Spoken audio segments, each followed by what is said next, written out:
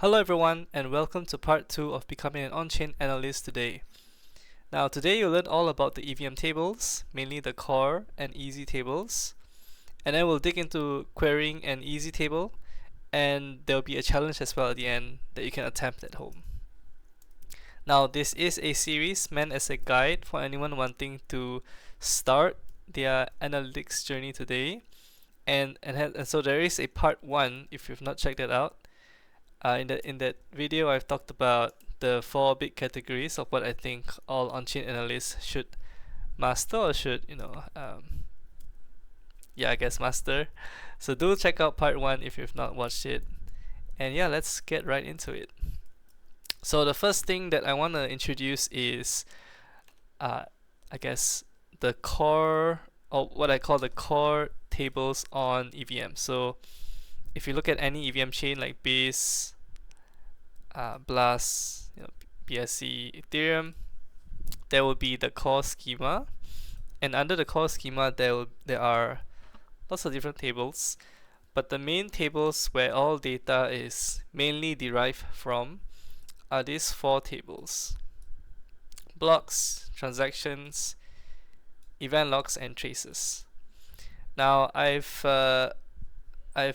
made this very simple visual on Miro just to illustrate what does these 4 different tables look like, and how are they related.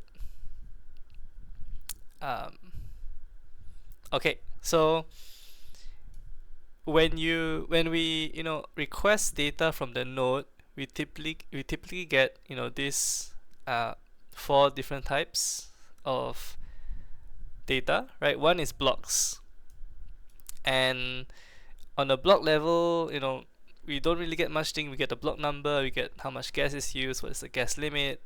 So it's a very high level block level information, right? Maybe transaction count, etc. And within each block there can be multiple transactions, right? So let's say I don't know, this particular block 15 hours ago has 153 transactions. Okay, so there can be multiple transactions within a single block, and so which brings us to the next thing that we can request for, which is transactions data. So the boxes in green is represented by transactions, right? So the transactions table. Now the way to think about transactions table is that it is an overview table. It is not meant to be an in-depth table to look at what's happening in a transaction. It gives you a good high level information on what happens on the transaction level itself. So for example, right, I have this transaction over here. This is an NFT sale, and the typical information that you can expect from the transactions table is the from address, which is which address is the address that initiated the transaction. You also have the to address, which is which address is interacted interacted with by the from address.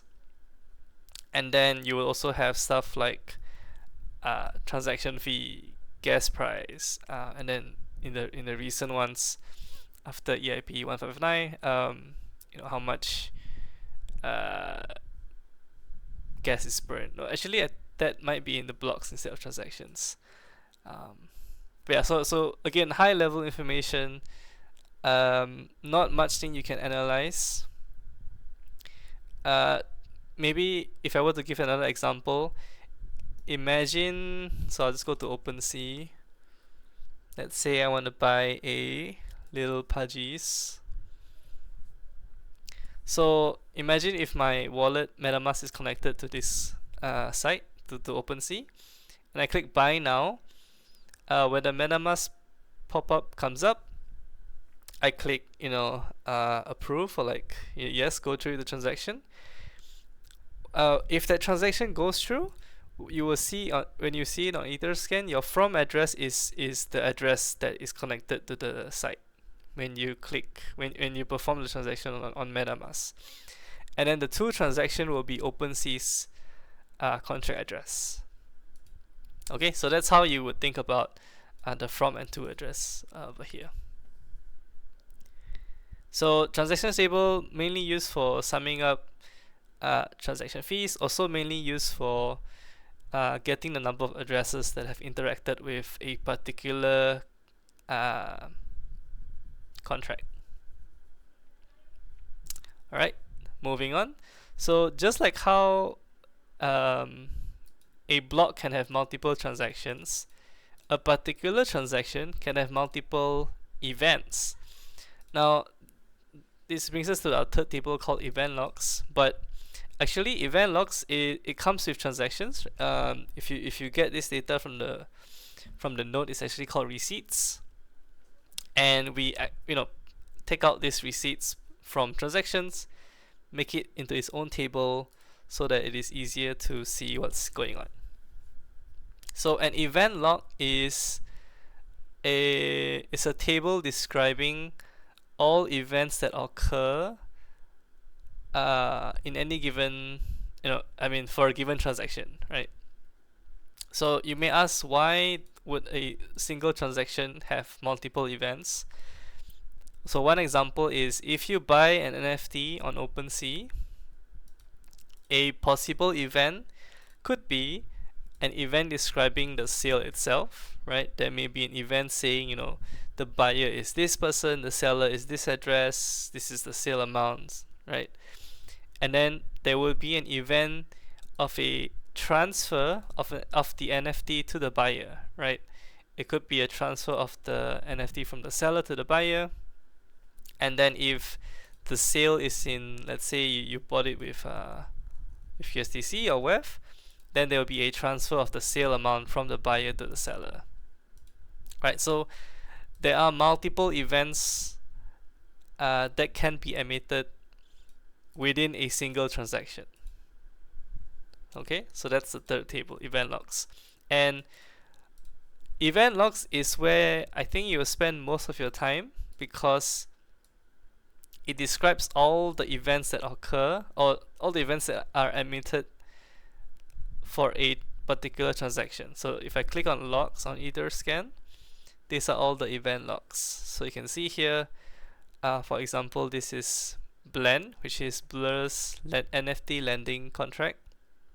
And so it describes the lender, the borrower, how much amount there was, how much is the loan amount, right, interest rate, so on and so forth. And because it's also an NFT sale, you can see there is a NFT transfer, right, potentially from the seller to the buyer, and then an event describing the sale itself. So again, I guess the point I want to drive home here is that there can be multiple events within a single transaction, and so this is what you will mostly use to do your analysis on.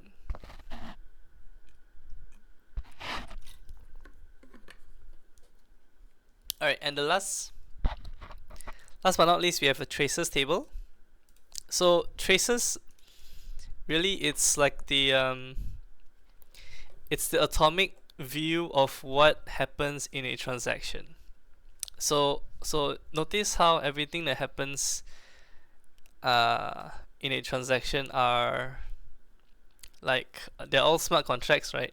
You have in this case, you have the Blend smart contract, you have the NFT transfer, even the NFT is a smart contract, right? And then the NFT marketplace handling the sale, that's a smart contract. So what traces does is it records all the interactions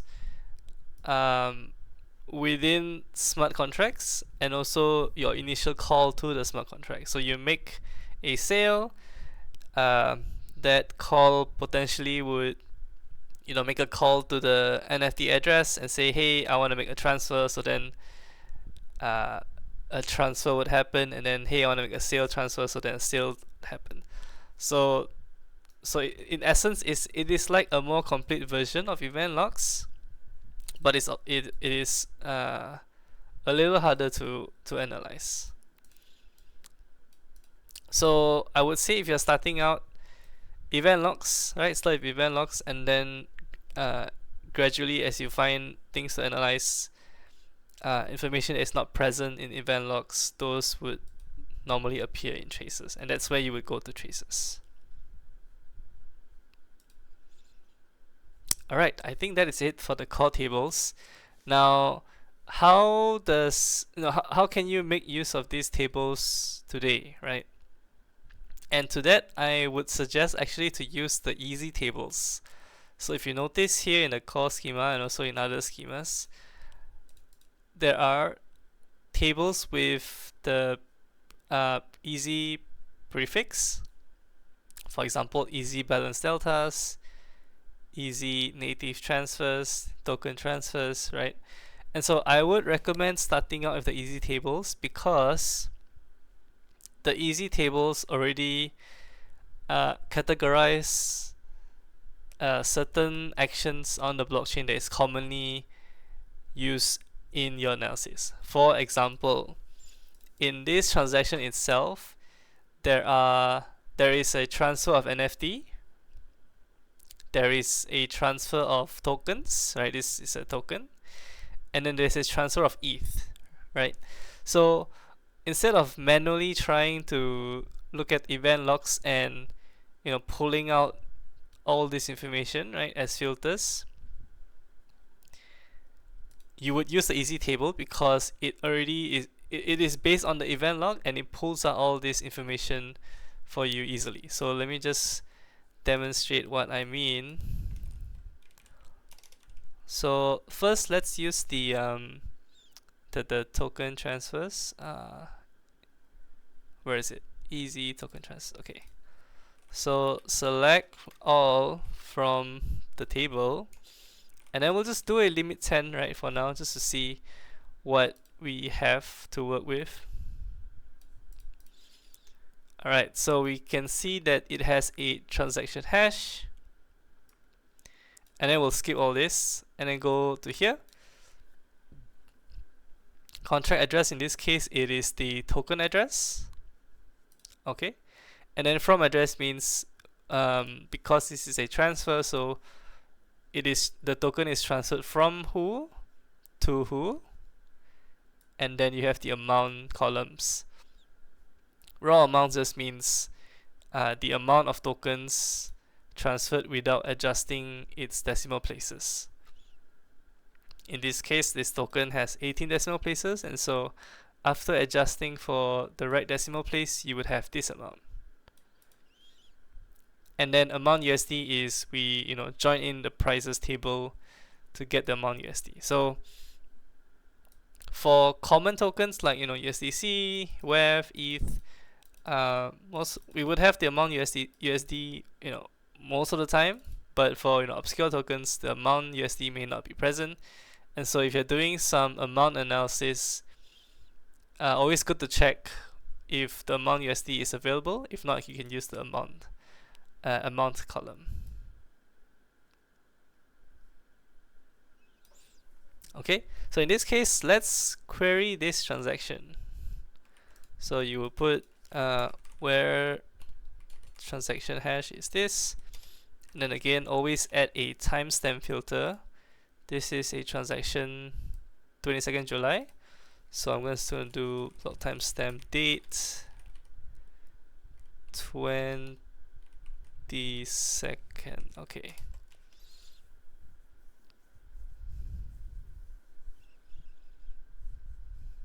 Alright, so we see we have three transfers, which is in line with what we're seeing on Etherscan, right? There's three transfers over here. And then notice how there's an event index.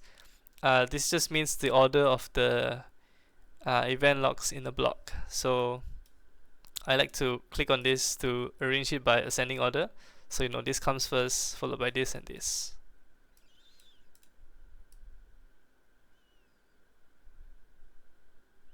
And really all I want is from to address, so I'm just going to filter for those. So block timestamp from address to address amount, right? Yes, see, notice how there is no amount USD here, And so we're just going to use the amount.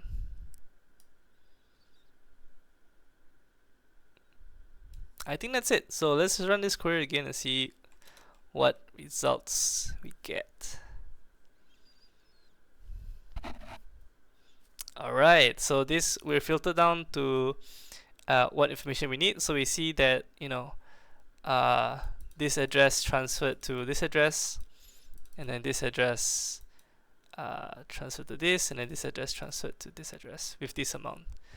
And then you can of course confirm the values again on Etherscan and see if it tallies. Alright, looks good.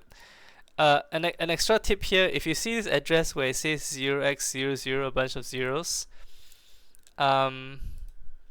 in the context of a token transfer, this is what we call a burn address, burn address. And when a token is minted, right, when a token is created out of thin air, this will be the from address.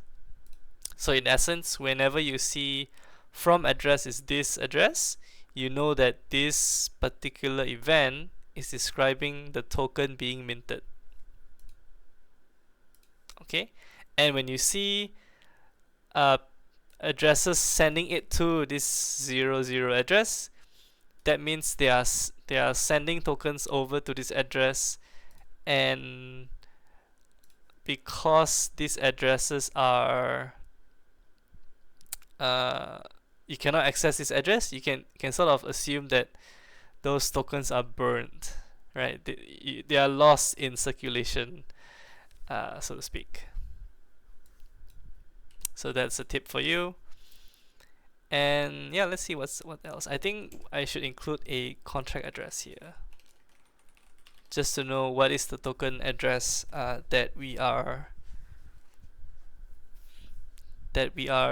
getting from. Alright, I think that looks good. Okay, so I've just showed you how we can find, or how we can use the easy token transfers table to extract token transfers essentially. Now let me introduce you two other tables. One table is, so I'm going to go to Ethereum again. So the other table is native transfers. Okay, native transfers. Here you go, native transfers. And native transfers is, in this case, because because we're on Ethereum, and so the native currency on Ethereum is ETH, and so native transfers will be describing ETH transfers. Now, if you're using a layer 2, let's say Base, and Base is a layer 2 of Ethereum, and so the native transfers of Base would still be ETH transfers essentially. However, if you're using, let's say, Avalanche is a layer 1, and so its native transfers token would be AVAX. It is not ETH. Same goes to Polygon. Where's Polygon? Right, their native transfers, I think they rebranded from Matic to Pol, and so that is the native transfer. It is not ETH. And you can always just double check by getting the transaction hash, pasting on your block explorer, and see what is the currency. Okay, right. And then one last thing I'll talk about easy transfers is there are three types of transfers, which we see in this transaction as well, right? We have the token transfers. This is an ERC token, ERC20 token, right? ERC20 token means ERC20 is a standard to describe these sort of tokens where it is fungible, right? Let's say one USDC is the same as my one USDC is the same as your one USDC, and they are interchangeable. So most tokens follow the ERC20 standard, and so only ERC20 standard tokens will appear in the easy token transfers table. We have also ETH transfers, and because ETH is not a token, so they have their own table called native transfers. Okay,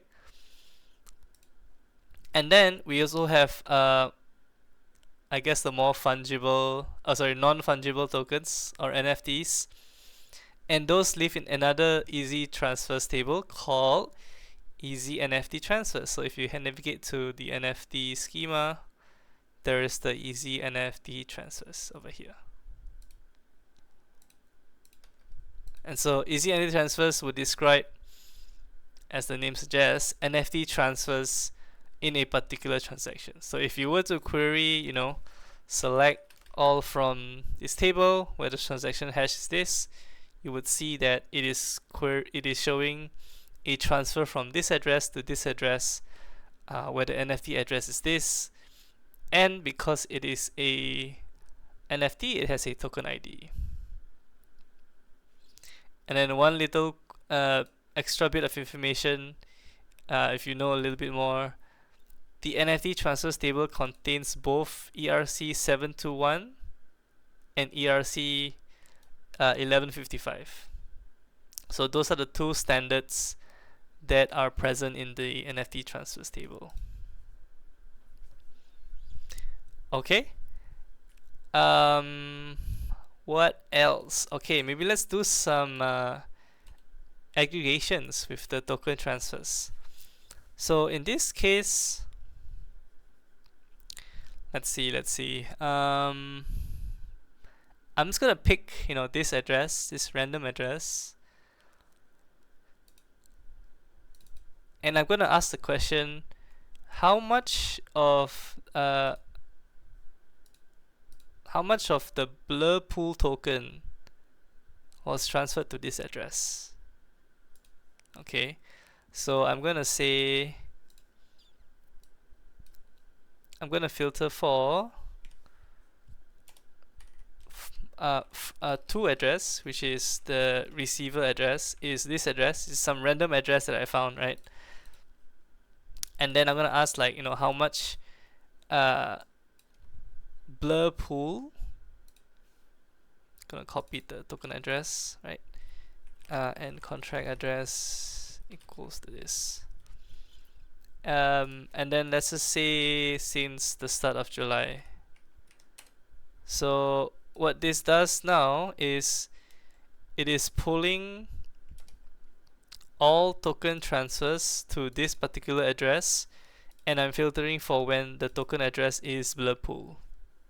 So you can see there are six of such transfers, and then what you can do is you can do a sum. So let's say just sum amount as total amount, right? It can be something simple as this, right? Sum amount, right? In total you have 6.18 blur pool transferred to this address. Okay. Do note that this is only token transfers so into this account. This address can also transfer token out of the account. So, but we're not gonna get to that in this video. So let's say you want to be a bit more fancy and say how much is the amount transferred daily, right? So you can just do something like this, and then now you have to group by day. So in this case, I'm just adding a day component, and I'm just summing it by day. So I need to add a group by day. So if every day there is a token transfer, I would see a row for every day, but I don't think that's the case. I think, I can see from here only certain days in July that this address received the blur pool token. Okay, so you can imagine how you can already make a chart out of this, and do like a bar chart, I assume.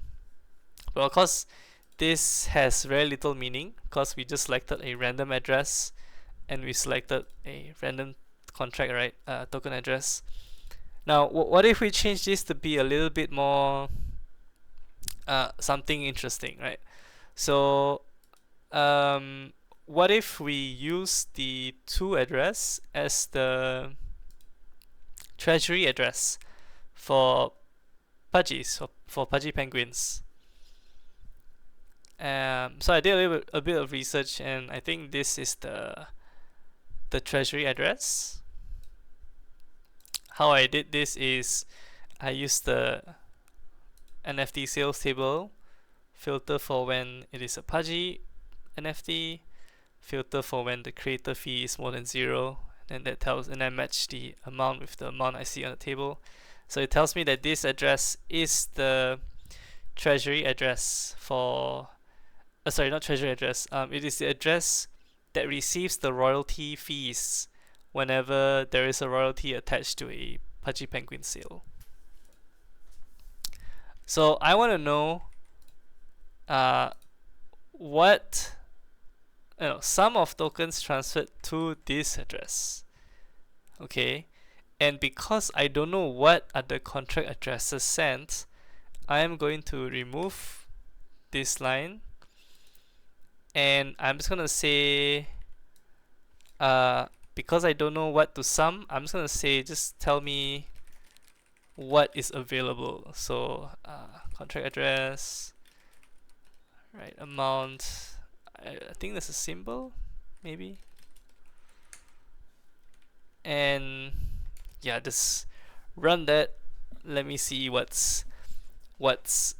is transferred to this address. Okay, it is not symbol. Let's see. It says, okay, there is symbol. Okay, cool.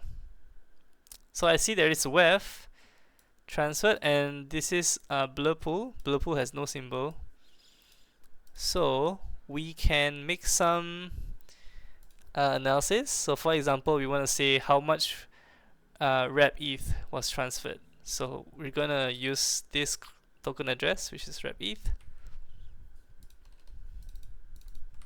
and then paste it here. So now it will only filter for rep ETH transfers.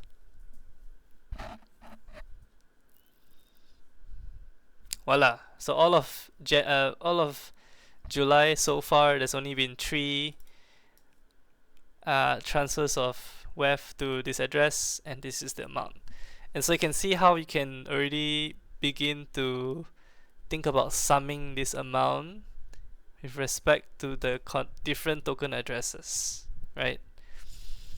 Last thing we'll do is we would see how much ETH is sent, because I do see there's a bit of ETH balance here, so there must be ETH being sent to this address. So for that, we would use the native table. So let's try to find easy native transfers. Okay.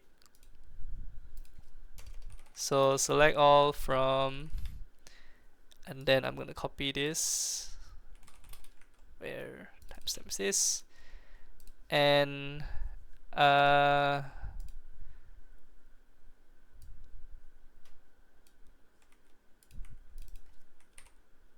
yeah. Alright, so I'm querying the easy native transfers, which should give me the ETH transfers. I'm filtering for when it is in July, and when the to address, which is the receiver address, is the royalty receiving address for pudgy penguins. Oops. Okay. So I can see that there's a lot of information in traces table, right? But I'll tell you what is the important things to know. The important things is, again, of course, just from address and to address. So timestamp, right, from address. To address you don't need because you already filtered it to be this one. Amount, and you can grab the amount USD if you want for the amount in ETH. And again, amount, it is already adjusted to its right decimal places, right? So you don't need to do any decimal adjustments here. And yeah, maybe we'll just do amount USD.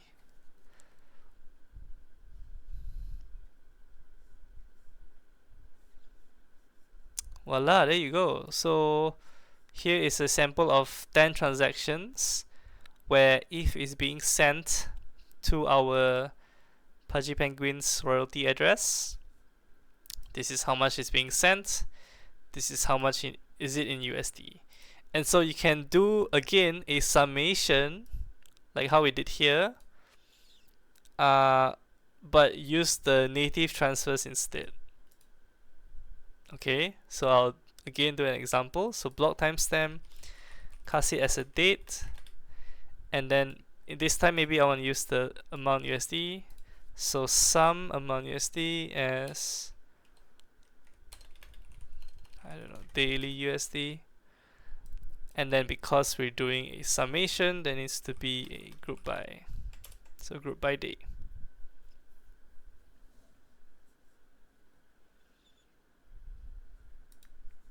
Voila. So now you can build a chart, and now your chart has more substance to it because oops, what's this?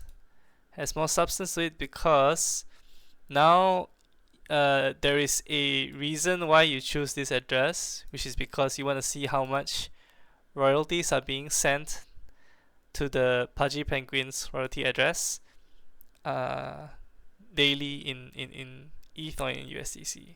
Sorry, in USD. Right. And of course, you can just change the color over here if you don't like the colors. So yeah, this is something you can do right away. This is a very simple analysis that you can do. Like, why on this particular day there are so much royalties? Is it because there is a very big sale, right? So these are the things you can do right now. And maybe a challenge for you, if you're still watching this video right now, thank you. And a bonus, a thank you for watching it thus far. Comment in the video down below your query link, this link over here, of a query you did for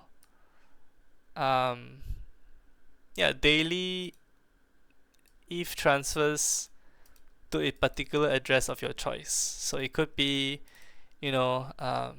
Uniswap's fee address, or some other protocol's treasury, or any address you like. It could even be a centralized exchange, right?